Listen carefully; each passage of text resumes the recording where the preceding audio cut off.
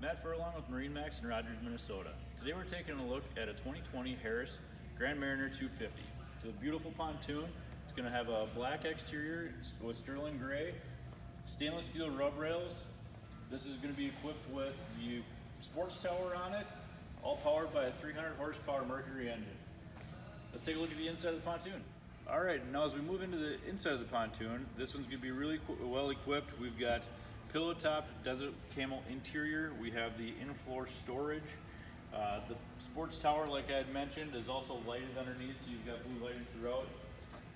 The dual helm setup with the center walk-through.